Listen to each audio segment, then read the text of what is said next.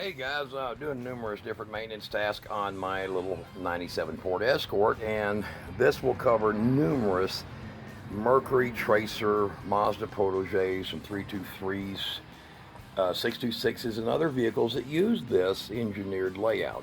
You might have one from a 90 on up that looks similar and has the similar setup. Now, I just replaced the temperature sensor in this because we were having numerous no start conditions, and that was the cause. If you want to know more about that, look at the previous video I'd recently uploaded.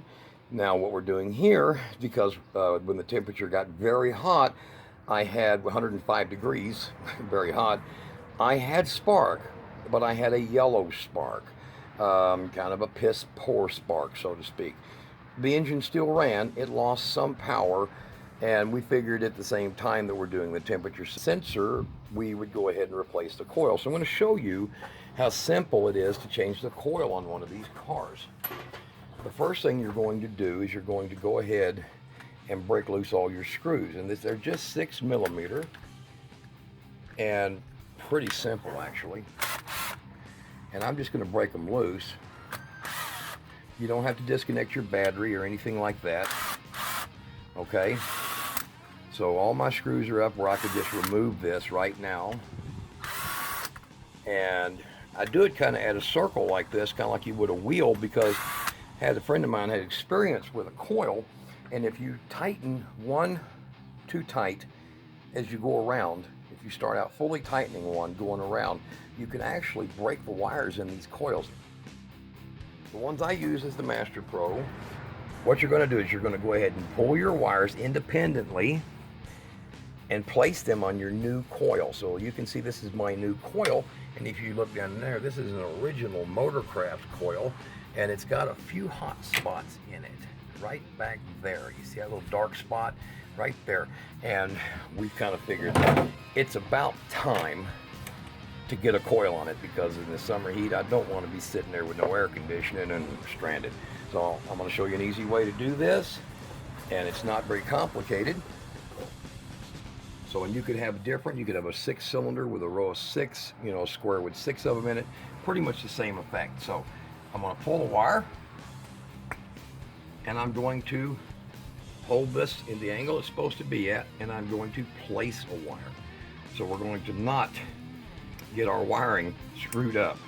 Make sure it's positively contacted. If you have a regular boot, just make sure you're all the way fully down. So this is the quickest way to do a coil. Repeat your process for each wire. Do not go through here and just jerk your wires loose on it and then figure out I got to go look for an engine firing order plan to learn what I'm doing here. So in my case, this is not very hard to do. I've done a lot of these, and the process always is the same. Take your steps simple and slow. Don't overcomplicate it. So if you have a car that's got no spark, you pull the spark plug, put a screwdriver, it's got no spark, well, there's your coil right there. Occasionally it might be your ignition module, but that's actually fairly rare. And then here's our coil coming out. You're going to take your screws out with it, because they don't supply these. And yeah, you can see more hot spots on the backside. So it was time. Now I'm going to put the coil back in right here. Get any hardware that's related and put it back on first, and get every one of these screws in. I want to use a manual driver, because you want to make sure you don't cross thread these. Turning them backwards while they're at the threaded hole on your sheet metal is a safe bet. All right, just in enough to where I can move it around if I need to make sure I get the screws right. Just until it touches. Don't over tighten these. Do not over tighten these. You're going to firm them up good. And I use the manual one to do it because I know the strength of my hand. So just firm them up.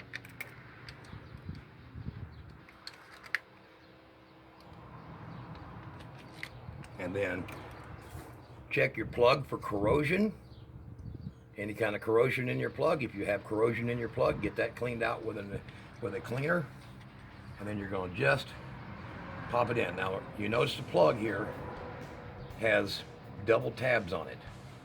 They usually break when they get older, and this one luckily did not. So we're in good shape here. We'll get the air cleaner and other materials back on. You've seen that was an easy job.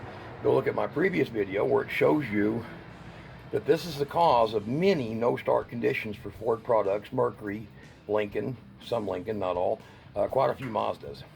And even General Motors cars have the problems with these temperature sensors. So if you think you have spark and you think you have fuel, the temperature sensor tells the computer not to fire up the engine if it detects that it's either too cold, which would mean the block is frozen, or if it detects it's too hot, which means that you would have a flash dieseling effect in your engine. The computer thinks it might be 200 degrees or 400 degrees in the car when this is just lying to it. So that's in a previous video. Go look it up. And the coil is a simple, easy job to do. I'll put you the link to where I got this parts at, and y'all subscribe. There's going to be more on other vehicles that might help. And there we go. So we have spark, we have ignition, we have fuel, we have everything. Good as new. All right, guys, y'all be good, man. We're done.